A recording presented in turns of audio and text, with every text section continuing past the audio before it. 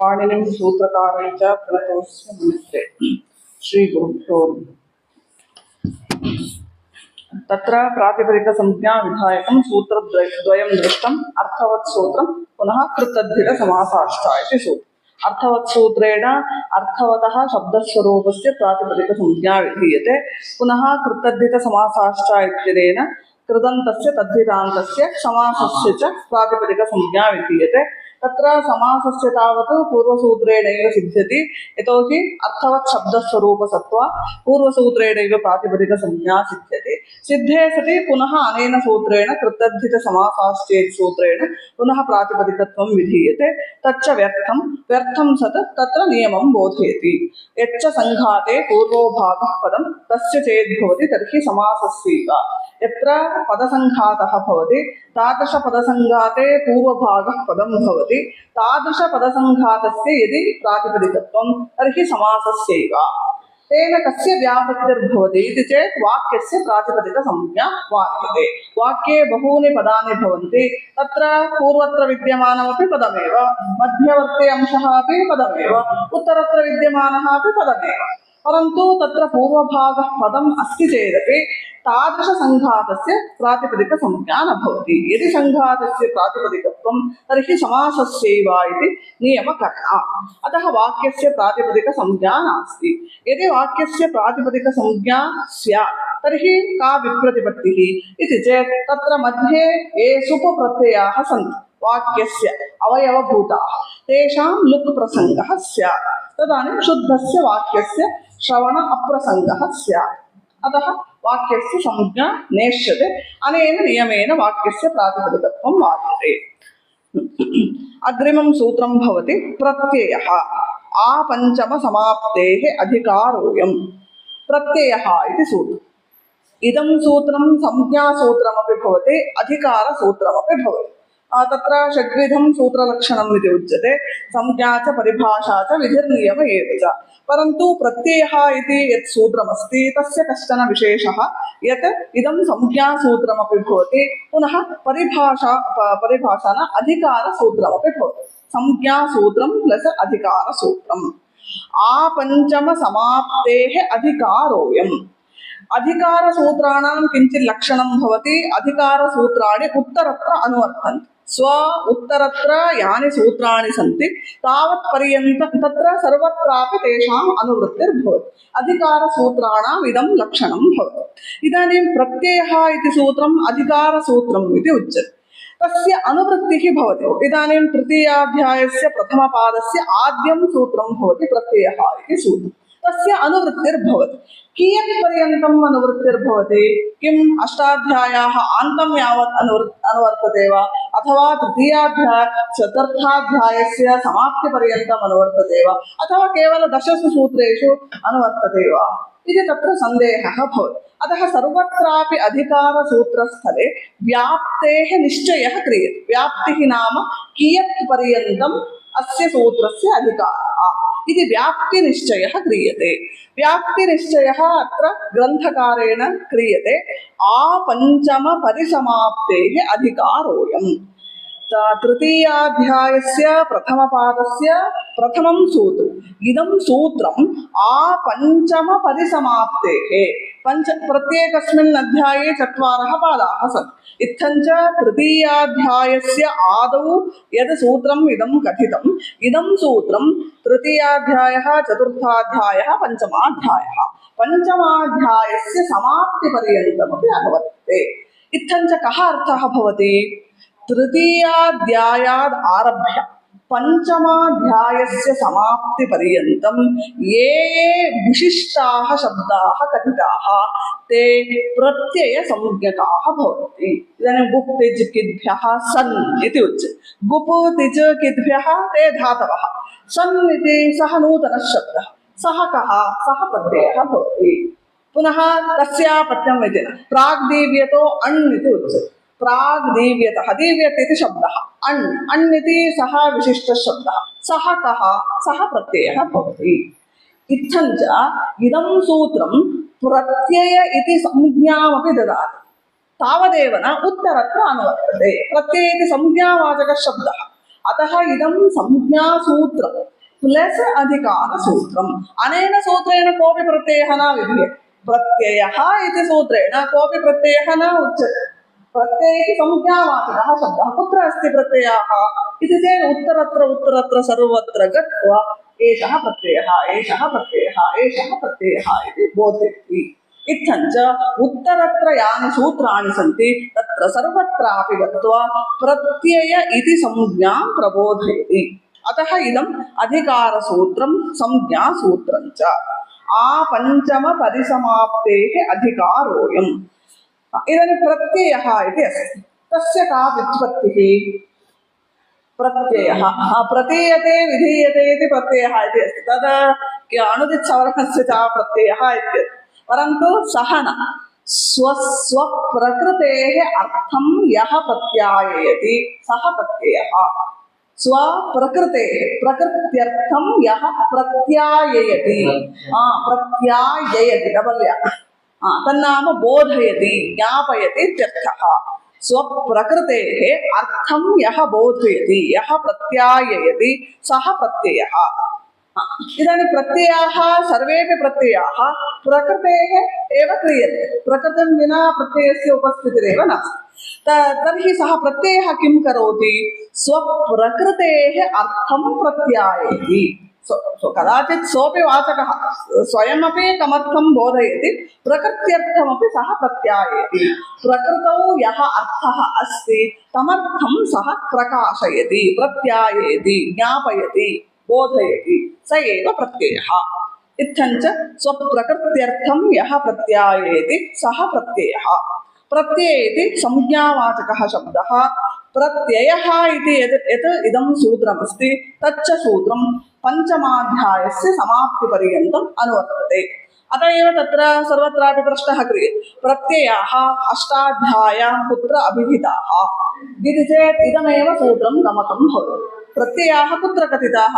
किं प्रथमाध्याये द्वितीयाध्याये तृतीयाध्याये इति चेत् सर्वत्र केवलं तृतीयाध्याये केवलं चतुर्थाध्याये केवलं पञ्चमाध्याये च अन्यत्र अध्यायेषु प्रत्ययाः नैव कथिताः यदि प्रत्ययाः तर्हि एतेषु त्रिषु अध्यायेषु एव तत्र गमकं भवति इदमेव सूत्रं प्रत्ययः तदनन्तरं तादृशमेव अपरं सूत्रमस्ति परश्च इदानीं प्रत्ययाः के इति अस्माभिः ज्ञातं तृतीयाध्याये चतुर्थाध्याये पञ्चमाध्याये च ये अभिहिताः ते प्रत्ययाः ते कुत्र भवन्ति इति तत्र संशयः अभवत् इदानीं प्रकृतेः प्रत्ययः क्रियते प्रकृतिः धातुर्वा भवेत् प्रातिपदिकं वा भवेत् सः प्रत्ययः कुत्र क्रियते किं प्रकृतेः स्थाने क्रियते वा अथवा प्रकृतेः पूर्वं क्रियते वा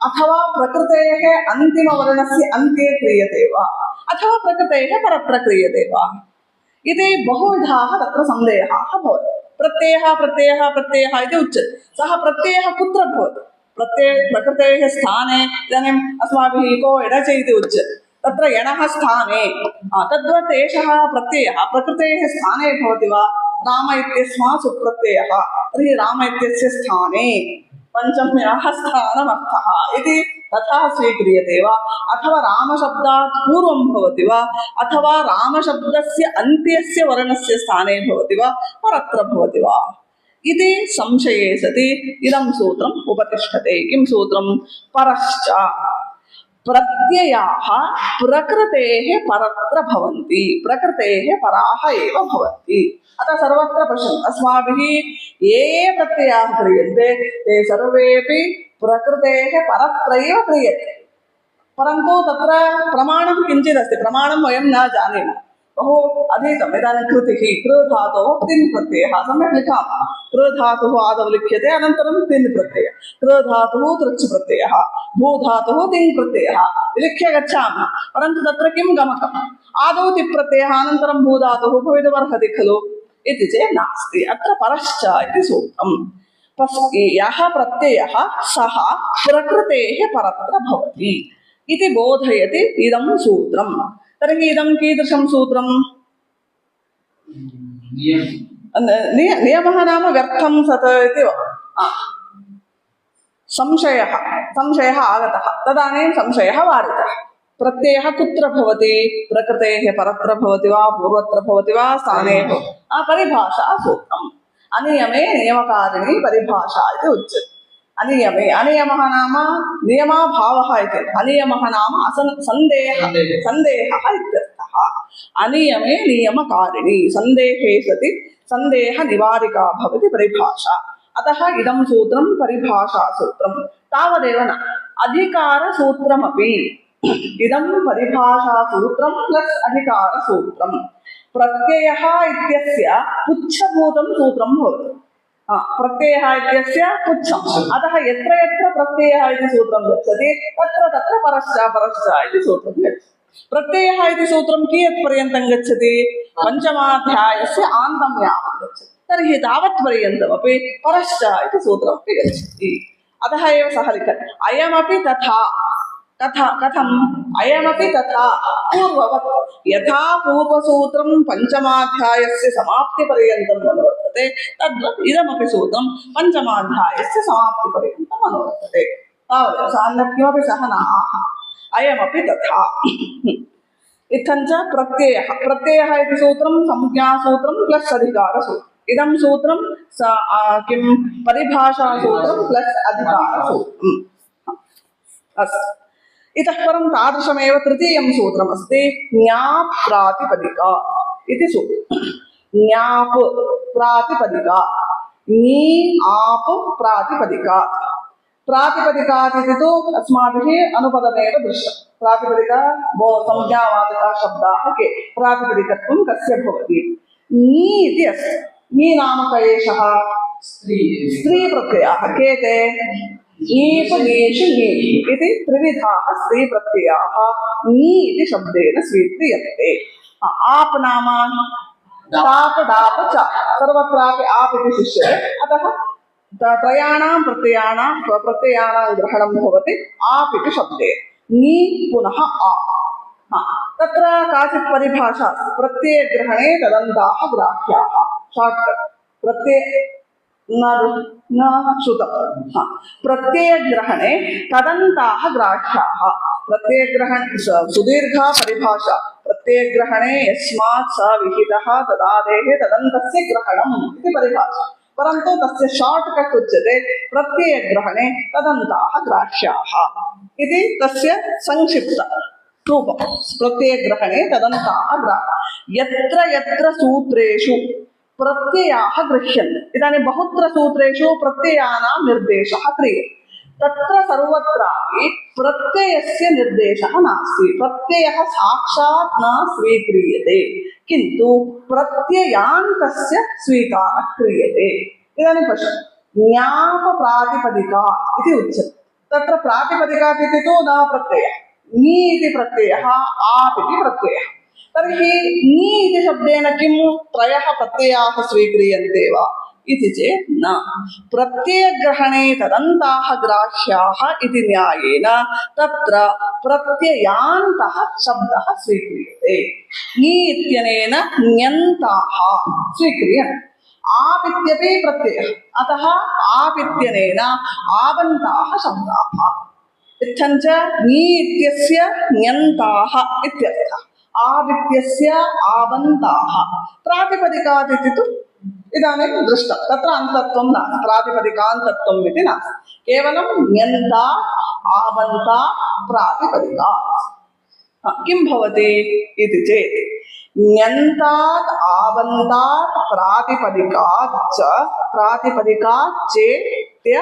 चेति आपञ्चमसमाप्तेः अधिकारः इदमपि अधिकारसूत्रम् इदानीं पश्यन्तु प्रत्ययः इति उच्यते परश्च तृतीयाध्याये चतुर्थाध्याये पञ्चमाध्याये च प्रत्ययाः कथ्यन्ते ते प्रत्ययाः कुत्र भवन्ति प्रकृतेः पराः भवन्ति सा प्रकृतिः का इदानीं तृतीयाध्याये चतुर्थाध्याये पञ्चमाध्याये इति उक्तं खलु सा प्रकृतिः का इति चेत् अत्र इदं सूत्रं तु तृतीयाध्याये नास्ति कुत्र अस्ति चतुर्थाध्याये अस्ति अतः धातुविषये अत्र विचारः नास्ति प्रत्ययः परश्च इति सूत्रं तु धातु विषयेपि अस्ति, परन्तु ज्ञाप्रातिपदिकात् इति सूत्रं तिङ् प्रत्ययविषये कृत् प्रत्ययविषये नास्ति, केवलं सुप् पुनः तद्धितप्रत्ययविषये एव प्रवर्तते।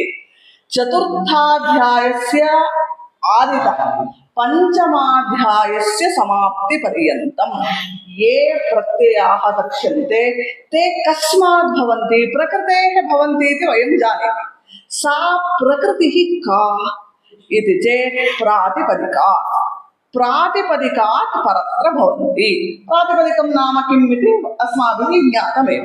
ण्यन्तात् भवन्ति, ण्यन्तात् नाम ङीप् ङीष् ङीत्, एतदन्तात् शब्दात् एते चतुर्थाध्याये अभिहिताः पञ्चमाध्याये च अभिहिताः प्रत्ययाः भवन्ति। आवन्तात् भवन्ति, आप् नाम टाप् डाप् च एतेभ्यः परत्र भवन्ति। तर्हि तृतीयाध्याये ये प्रत्ययाः ते धातोः परत्र भवन्ति। प्रकृतिर्द्विविधा खलु, धातुः प्रातिपदिकम्। तत्र यन्तग्रहणं किम् इति पुनः विचारः क्रियते। प्रकृतिः तर्हि चतुर्विधा वा, धातुः प्रातिपदिकं यन्तम् आबन्तम् इति वा इति न पृच्छति। प्रकृतिः सर्वदा द्विविधा एव, धातुः प्रातिपदिकम्। इदानीं किमुच्यते, प्रत्ययाः भवन्ति, प्रत्ययाः प्रकृतेः परत्र भवन्ति। सा प्रकृतिः का इति चेत् तत्र विषयविभागः क्रियते। चतुर्थाध्याये पञ्चमाध्याये च प्रकृतिः नाम प्रातिपदिकं, प्रातिपदिकं ण्यन्तं पुनः आबन्तं। तृतीयाध्याये प्रकृतिर्नाम धातुः। अतः तृतीयाध्याये ये प्रत्ययाः विहिताः ते सर्वदा धातोः परत्रैव भवन्ति। चतुर्थाध्याये पञ्चमाध्याये च ये प्रत्ययाः ते प्रातिपदिकात् भवन्ति इति विषयविभागः क्रियते। 4 and 5 ಅಲ್ಲಿ ಧಾತು ಇಲ್ಲ, 3 ಅಲ್ಲಿ ಪ್ರಾತಿಪದಿಕ ಇದೆ. ಸೊ 3 ಅಲ್ಲಿ ಪ್ರಾತಿಪದಿಕ ಇಲ್ಲ, 4 and 5 ಅಲ್ಲಿ ಧಾತು ಇಲ್ಲ. ಯಾವುದು ಅದು ಧಾತು ಅಲ್ಲೇ ಮುಗ್ದು, ಮೂರನೇ ಅಧ್ಯಾಯದ 4ನೇ ಪಾದಕ್ಕೆ ಧಾತು ಮುಗ್ದು.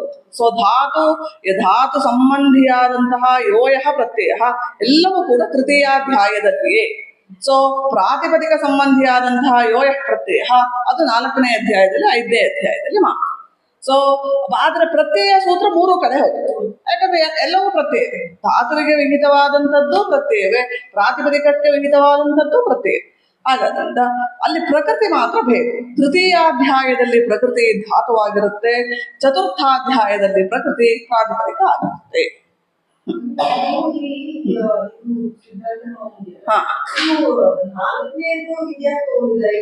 ಇದು ಈ ಸೂತ್ರ ಯಾಕೆ ತಗೊಂಡಿದ್ದಾರೆ ಅಂತ ಹೇಳಿದ್ರೆ, ಈ ನಮ್ಗೆ ಎಷ್ಟು ಪ್ರೆಸೆಂಟ್ ಬೇಕಾಗಿರೋದು ಇದೇ ಸೂತ್ರ.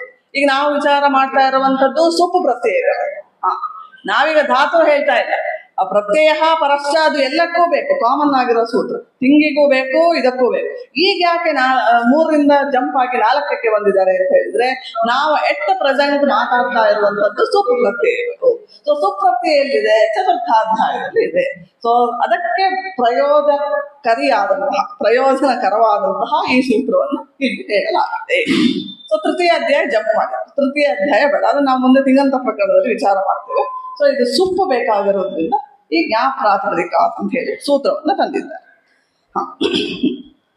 ण्यन्तात् आबन्तात् प्रातिपदिकाच्च इति आपञ्चम समाप्तेः अधिकारः। अतः इदमपि सूत्रं पञ्चमाध्यायस्य समाप्तिपर्यन्तम् अनुवर्तते। अस्य सूत्रस्य व्यापारः क्रियते इति चेत् चतुर्थाध्यायस्य आद्यं सूत्रं तत आरभ्य पञ्चमाध्यायस्य समाप्तिपर्यन्तं केवलम् अध्यायद्वयमेव, परन्तु प्रत्ययः परश्च इति द्वयोः सूत्रयोः तावत् अध्यायत्रयः, तृतीयाध्यायः चतुर्थाध्यायः पञ्चमाध्यायः।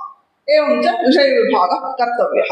त्रीणि अपि सूत्राणि अधिकारसूत्राणि। इदं तु शुद्धम् अधिकारसूत्रं, संज्ञासूत्रं प्लस् परिभाषासूत्रम् इति किमपि नास्ति। ज्ञाप्रातिपदिकात् इति सूत्रं शुद्धतया अधिकारसूत्रमेव। प्रत्ययः इति सूत्रं संज्ञासूत्रं प्लस् अधिकारसूत्रं, परश्च इति सूत्रं परिभाषासूत्रं प्लस् अधिकारसूत्रम् इति अत्र विशेषः। इदिಷ್ಟು ಗೊತ್ತಾಯ್ತಾ? ಇದು ಅಧಿಕಾರ ಸೂತ್ರ, ಪ್ಯೂರ್ಲಿ ಅಧಿಕಾರ ಸೂತ್ರ.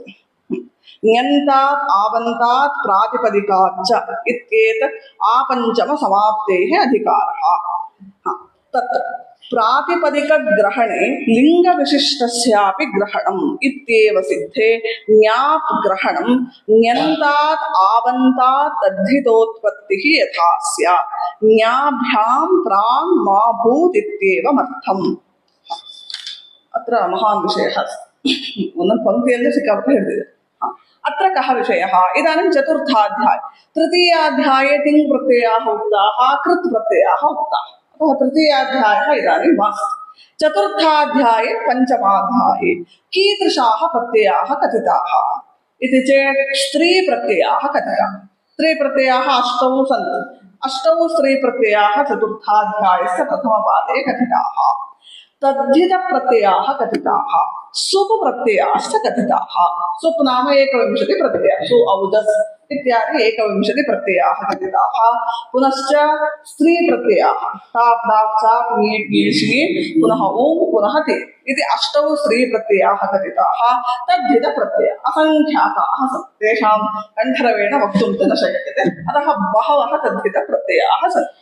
एते प्रत्ययाः चतुर्थाध्याये पञ्चमाध्याये च कथिताः इति स्थितिः. इदानीं ज्ञा प्रातिपदिकात् इति सूत्रमस्ति. तत्र अर्थः कथमुच्यते? तत्र त्रयाणां ग्रहणं कृतं. ङी ङन्तात् आवन्तात् प्रातिपदिकात्. अत्र कश्चन आक्षेपः क्रियते. ङन्तात् आवन्तात् इति मास्तु, केवलं प्रातिपदिकात् इत्येव सूत्रमस्तु. प्रातिपदिकात् परत्र प्रत्ययाः भवन्ति. सुप्रत्ययाः वा भवतु, तद्धितप्रत्ययाः वा भवतु, स्त्रीप्रत्ययाः वा भवतु. एते त्रिविधाः अपि प्रत्ययाः प्रातिपदिकात् परत्रैव भवन्ति. स एव अर्थः इष्टः. इदानीं प्रातिपदिकात् इत्येव सूत्रमस्तु. कुतः ङन्तात् आवन्तात् इत्यनयोः ग्रहणं? किञ्च ङन्तं पुनः आवन्तः यः शब्दः सः स्त्रीलिङ्गे भवति. ङन्तः अपि स्त्रीवाचकः शब्दः, आवन्तः अपि स्त्रीवाचकः शब्दः. तत्र कश्चन पृच्छेति कदाचित्. इदानीं केवलं प्रातिपदिकात् इत्येव यदि सूत्रं चेत् तर्हि पुल्लिङ्गशब्दाः एव गृह्येरन्, स्त्रीलिङ्गवाचकाः शब्दाः न गृह्येरन्. इदानीं रामशब्दः अस्ति, रमा इति शब्दः अस्ति. रामशब्दादेव, राम इति प्रातिपदिक, तस्मादेव प्रत्ययाः स्युः. रमा इति शब्दात् कदाचित् प्रत्ययाः न स्युः. अतः ङन्तात् आवन्तात् इति वक्तव्यं खलु इति कश्चित् पृच्छेत्. तदर्थमपि अस्ति अस्माकं सकाशे समाधानं. तत्र काचित् परिभाषा वर्तते. प्रातिपदिकग्रहणे लिङ्गविशिष्टस्यापि ग्रहणम् इति काचित् परिभाषा अस्ति. अत्र मूले एव अस्ति. प्रातिपदिकग्रहणे लिङ्गविशिष्टस्यापि ग्रहणम्. यत्र यत्र प्रातिपदिकस्य ग्रहणं क्रियते, यत्र सूत्रे वा भवतु अन्यत्र कुत्रापि वा भवतु, लिङ्गविशिष्टस्यापि प्रातिपदिकस्य ग्रहणं भवति. इदानीं रामशब्दः अस्ति, रमा इति शब्दः अस्ति. राम इति प्रातिपदिक पुल्लिङ्गे वर्तते. रामशब्देन, रामशब्दस्य रामः इति मास्तु, अजः अजा इति स्वीक्रियते. अज शब्दः अस्ति, अजा इति शब्दः अस्ति. इदानीम् अज इति प्रातिपदिकं पुल्लिङ्गे अस्ति. अज शब्दस्य यत् कार्यं विधीयते तच्च कार्यं लिङ्गविशिष्टस्यापि भवति. लिङ्गविशिष्टं नाम किं? स्त्रीलिङ्गे वर्तमानस्य इत्यर्थः. पुल्लिङ्गशब्दस्य यानि कार्याणि विहितानि तानि कार्याणि लिङ्गविशिष्टस्य स्त्रीलिङ्गस्यापि भवन्ति. इत्थञ्च प्रातिपदिकात् इति शब्देनैव स्त्रीप्रत्ययान्तशब्दानामपि प्रत्ययाः सिद्ध्यन्ति. प्रातिपदिकात् इति शब्देनैव ङन्तस्यापि ग्रहणं भवति, आवन्तस्यापि ग्रहणं भवति. पुनः ಹೇಳ್ಬೇಕಾಗಿಲ್ವಲ್ಲ, ಇವರೇನು ಮೂರು ಜನ ಪ್ರತ್ಯಯ ಇದ್ದಾರೆ. ಸುಪ್ಪ ಪ್ರತ್ಯಯ, ತದ್ಧಿತ ಪ್ರತ್ಯಯ, ನೀಪು ಸ್ತ್ರೀ ಪ್ರತ್ಯಯಗಳು. ಇವಾಗ ಪ್ರಾತಿಪದಿಕಾತ್ ಅಂದ್ರೆ ಹೇಳ್ಬಿಡ್ಬೋದಲ್ವಾ, ಞಂತಾತ್ ಆವಂತಾತ್ ಪ್ರತ್ಯಯ ಅಂತ ಹೇಳ್ಬೇಕಾಗಿದ್ದ ಅವಶ್ಯಕತೆ ಏನಿದೆ? ಪ್ರಾತಿಪದಿಕಾತ್ ಅಂತ ಹೇಳುವುದರಿಂದಲೇ ಈ ಞಂತ ಶಬ್ದಗಳು ಆವಂತ ಶಬ್ದಗಳು ಗೃಹೀತವಾಗುತ್ತೆ. ಹೇಗೆ ಗೃಹೀತವಾಗುತ್ತೆ ಅಂತ ಕೇಳಿದ್ರೆ ಈ ಪರಿಭಾಷೆಯಿಂದ प्रातिपदिकग्रहणे लिङ्गविशिष्टस्यापि ग्रहणं पुल्लिङ्गशब्दाः यत्र गृह्यन्ते तत्र स्त्रीलिङ्गशब्दाः अपि गृह्यन्ते इति परिभाषयति ಅದೇ ಪ್ರಮಾಣ ಸೊ ನ್ಯಂತ ಶಬ್ದಗಳು ಆವಂತ ಶಬ್ದಗಳು ಪ್ರಾತಿಪದಿಕಾತೆಂಬ ಶಬ್ದದಿಂದಲೇ ಗೃಹೀತವಾಗುತ್ತವೆ ಆದ್ದರಿಂದ ಪುನಃ ನ್ಯಂತಾತ್ ಆವಂತಾತ್ ಅಂತ ಹೇಳಬೇಕಾದ ಅವಶ್ಯಕತೆ ಇದೆ ವ್ಯರ್ಥಂ ವ್ಯರ್ಥಂ ಸತ್ ಕಮಪಿ ಅರ್ಥಂ ಬೋಧಯತಿ ಒಂದು ಅಪೂರ್ವವಾದ ಅರ್ಥವನ್ನು ಬೋಧಿಸುತ್ತೆ ಸಂಪೂರ್ಣ ಸೂತ್ರವೆಷ್ಟಲ್ಲ ಕೇವಲ ನ್ಯಂತ ನೀ ಪುನಃ ಜ್ಞಾಪ್ ಇತಿ ಪದಂ ವ್ಯರ್ಥಂ ವ್ಯರ್ಥಂ ಸತ್ ತತ್ರ ಅರ್ಥಂ ಬೋಧಯತಿ ಕಮರ್ಥಂ ನೋಡಿ ಪ್ರಾತಿಪದಿಕ ಗ್ರಹಣೆ ಲಿಂಗ ವಿಶಿಷ್ಟಸ್ಯಾಪಿ ಗ್ರಹಣಂ ಇತ್ಯೇವ ಸಿದ್ಧೆ ನ್ಯಂತಾತ್ ಆವಂತಾತ್ ಇಮೇ ಪ್ರತ್ಯಯಾಃ ಸಿದ್ಧೆ ಜ್ಞಾಪ್ ಗ್ರಹಣಂ ಪುನಃ ಜ್ಞಾಪ್ ಗ್ರಹಣಂ ಸೂತ್ರೇ ಕೃತಂ ತಚ್ಚ ಅಮುಮರ್ಥಂ ಜ್ಞಾಪಯತಿ ಕಮರ್ಥಂ ನ್ಯಂತಾತ್ ಆವಂತಾತ್ ತದ್ಧಿತೋತ್ಪತ್ತಿಃ ಯಥಾ ಸ್ಯಾತ್ ಜ್ಞಾಭ್ಯಾಂ ಪ್ರಾಕ್ ಮಾ ಭೂತ್ ಇತ್ಯೇವಮರ್ಥಂ ಅಲ್ಲೇನರ್ಥ ಇವಾಗ ಪ್ರಾತಿಪದಿಕ ಕತಿ ಪ್ರತ್ಯಯ ಸಂತಿ ಸ್ತ್ರೀ ಪ್ರತ್ಯಯ ಸಂತಿ ಪುನಃ ಸುಪ ಪ್ರತ್ಯಯ ಸಂತಿ ತದ್ಧಿತ ಪ್ರತ್ಯಯ ಸಂತಿ ತತ್ರ ಕುತಃ ಜ್ಞಾಪಗ್ರಹಣಂ ಕ್ರಿಯತೆ ಇತಿ ಚೇತ್ ಈ ಮೂರು ಪ್ರತ್ಯಯಗಳಲ್ಲಿ ಕದಾಚಿತ್ ಕೋಲಾಹಲ ಬರ್ತದೆ ಇದಾनीं ಪ್ರಾತಿಪದಿಕಂ अस्ति प्रकृतिः अस्ति इमे त्रयः प्रत्ययाः सन्ति प्रातिपदिक कः प्रत्ययः आदौ कर्तव्यः तद्धित प्रत्ययः कर्तव्यो वा स्त्री प्रत्ययः कर्तव्यो वा अथवा सुप्रत्ययः कर्तव्यो वा इति तत्र कदाचित् संशयः भवति तदानीं व्यवस्था क्रियते किमिति आदौ स्त्री प्रत्ययाः भवन्ति अनन्तरं तद्धित प्रत्ययाः भवन्ति अनन्तरं सुप्रत्ययाः भवन्ति सो आदौ स्त्री प्रत्यय सो स्त्री प्रत्ययಕ್ಕೆ सर्व प्राशस्त्य आदौ स्त्री प्रत्ययाः अनन्तरं तद्धित प्रत्ययाः अनन्तरं सुप्रत्ययाः इत्येवं क्रमः सर्वत्रापि अनुसृतः भवति सः क्रमः ज्ञापित शब्देन ज्ञाप्यते अत एव ज्ञापिति पदम् अत्र अभिहितं ज्ञापिति पदं यदि नास्ति चेत् एषः क्रमः न ज्ञायते यावद् फस्टो यावद् नेक्स्टो यावद् लास्टो ಅಂತ ಹೇಳಿ ಗೊತ್ತಾಗ್ತಾ ಇರಲಿಲ್ಲ ಅದನ್ನೇ ಹೇಳ್ತಾರೆ ನ್ಯಂತಾತ್ ಆವಂತಾತ್ ತದ್ಧಿತೋತ್ಪತ್ತಿಃ ನ್ಯಂತ ಮೊದಲು ಸ್ತ್ರೀ ಪ್ರತ್ಯಯ ಆಮೇಲೆ ತದ್ಧಿತಸ್ಯ ಉತ್ಪತ್ತಿಃ ಹೊರತು ನ್ಯಂತಾತ್ ಆವಂತಾತ್ ತದ್ಧಿತೋತ್ಪತ್ತಿಃ ಯಥಾ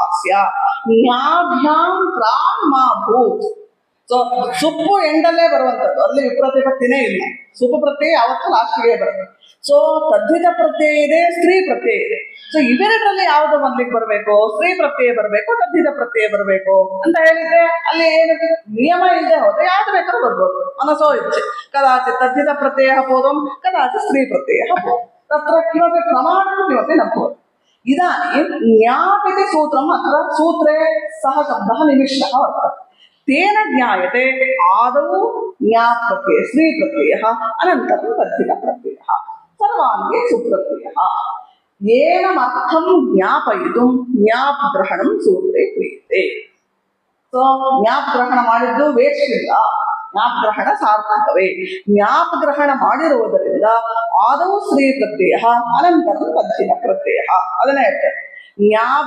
ಜ್ಞಾಪಂತ तद्धितोत्पत्तिः यथा स्यात् न्यन्तात् आबन्तात् तद्धितस्य उत्पत्तिः उत्पत्तिः नाम तत्र विधानम् इत्यर्थः तद्धितोत्पत्तिः यथा स्यात् ज्ञाभ्यां प्राक् ज्ञाप् नाम स्त्री प्रत्ययः ङीप् ङीष् ङीन् ताप् ताप् च एतेभ्यः प्राक् तद्धित प्रत्ययः माहु इत्येवमर्थं ज्ञाप् ग्रहणम् इह सूत्रे कृतम् इदानीं तु विषयस्य स्पष्टता भवति आदौ स्त्री प्रत्ययः अनन्तरं तद्धित प्रत्ययः अनन्तरं सुप्रत्ययः पुनः अस्माकं डौट् न भवति यदि सर्वत्र एतेषां प्रसक्तिरस्ति इति न क्वचित् स्त्री प्रत्ययः सुप्रत्ययः तावदेव स्यात् क्वचित् तद्धित प्रत्ययः असुप्रत्ययः इत्येव भवति क्वचित् स्थलेषु त्रयाणामपि प्रसक्तिर्भवति सुप्रत्ययविषये कोलाहलः नास्ति ಅದು ಯಾವಾಗಲೂ ಲಾಸ್ಟಿಗೆ ಬರುತ್ತೆ ಅದೇನು ಜಗಳ ಮಾಡೋದು ಇವರಿಬ್ರು ಮಾಡ್ತಾರೆ ಯಾವ್ಯಾವುದೋ ತದ್ಧಿತ ಪ್ರತ್ಯಯ ಸ್ತ್ರೀ ಪ್ರತ್ಯಯ तयोः कथं विषयविभागः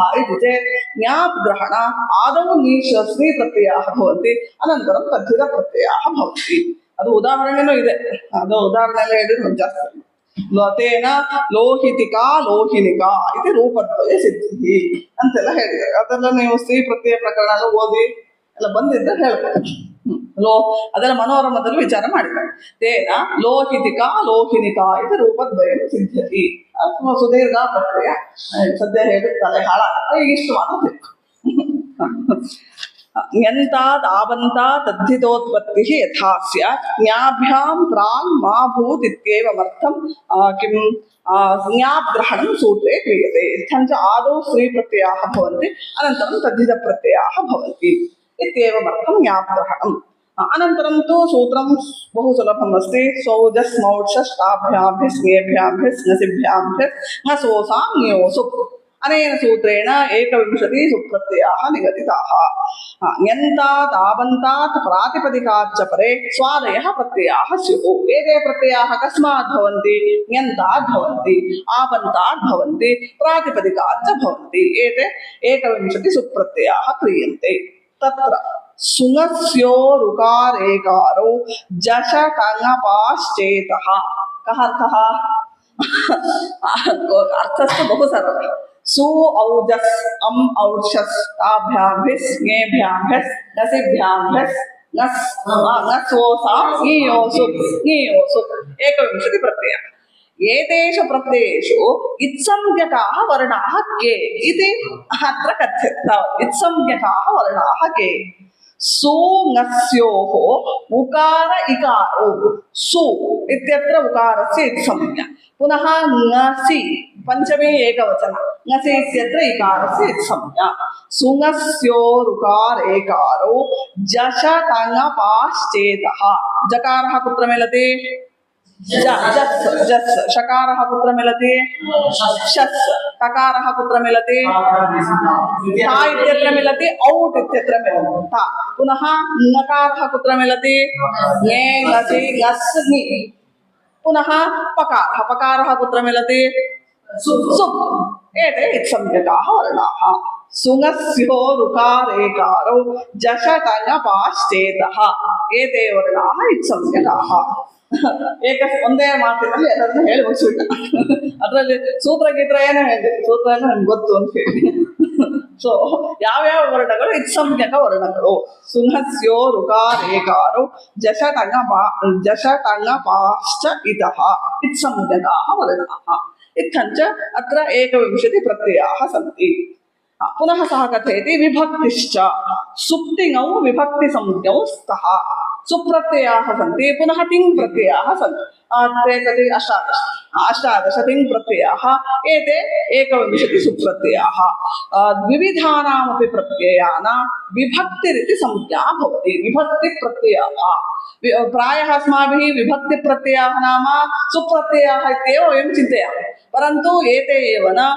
तिङ् प्रत्ययाः अपि विभक्तिसंज्ञकाः एव प्रत्ययाः द्वयोरपि विभक्तिसंज्ञा अस्ति सुप्तिङौ विभक्तिसंज्ञौ स्तः तत्र सु औजस् इत्यादीनां त्रिकाणां प्रथमादयः सप्तम्यन्ताः प्राचां संज्ञाः अस्माभिः प्रथमा विभक्तिः द्वितीया विभक्तिः तृतीया विभक्तिः इति उच्यते सप्तमी विभक्तिः प्रथमा द्वितीया तृतीया इति शब्दः कथमागतः विभक्तिरिति संज्ञा पाणिनिना कथ्यते प्रथमा विभक्तिः द्वितीया विभक्तिः इति संज्ञा केन दत्ता किमपि सूत्रमस्ति वा इति चेत् नास्ति तदेव कथयति सु औजस् इत्यादीनां त्रिकं नाम त्रि अवयवतः समुदायः ಮೂರರ ಒಂದು ಗುಂಪು ಇತ್ಯರ್ಥ ಸು ಔಜಸ್ ಒಂದು ತ್ರಿಕ ಅಮ್ ಔಷಸ್ ಒಂದು ತ್ರಿಕ ಅಂತ ಹೇಳಿದ್ರೆ ಮೂರರ ಒಂದು ಗುಂಪು ಸೆಟ್ ಆಫ್ ತ್ರೀ ಸೊ